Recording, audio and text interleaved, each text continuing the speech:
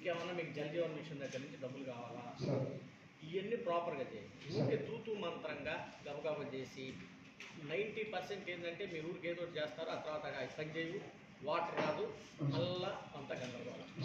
10 రోజులు లేట్ అయినా పర్లేదు, ₹4 డబ్బులు ఎక్కువైనా పర్వాలేదు. ప్రతి గ్రామానికి మంచినీళ్ళు కావాలా, మీరు రిజర్వాయర్స్ ఎక్కడెక్కడ పెట్టుకుంటున్నారు ప్రాపర్గా మీరు కలిసి ఒక మీటింగ్ పెడతాం. అది ఇప్పుడున్న నాకు బ్రీఫ్గా ఒక 5 నిమిషాలు చెప్పండి. నాకు తెలిసినంత వరకు పెడన కాన్స్టిట్యున్సీకి ఏమో అటు నుంచి ఏలూరు వైపు నుంచి ఏదో కొంత వాటర్ వచ్చిందండి. ఆ తర్వాత అది బంటిమల్లు ప్లస్ కుర్తివేలు మండలం ఇక్కడ వరకు ఏదో వచ్చింది. గూడూరుకి ఏమో మళ్ళీ కృష్ణా వాటర్ ఇటువైపు నుంచి సంథింగ్ దే డిజైన్.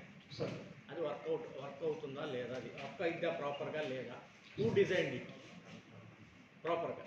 సో దాన్ని నాకు కరెక్ట్ క్లారిటీ కావాలి.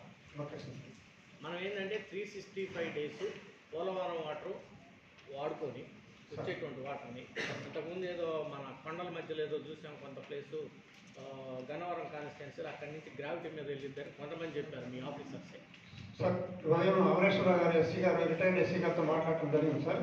ఆయన ఉన్న దగ్గర పెద్ద రిజర్వాయర్ కట్టేసేసి అక్కడి నుంచి పైప్ లైన్ మన కంప్లీట్గా అమరగడ్డ దాకా కూడా అక్కడి నుంచి డైరెక్ట్ పైప్ లైన్ ద్వారా వాటర్ వచ్చేటట్టుగా ప్లాన్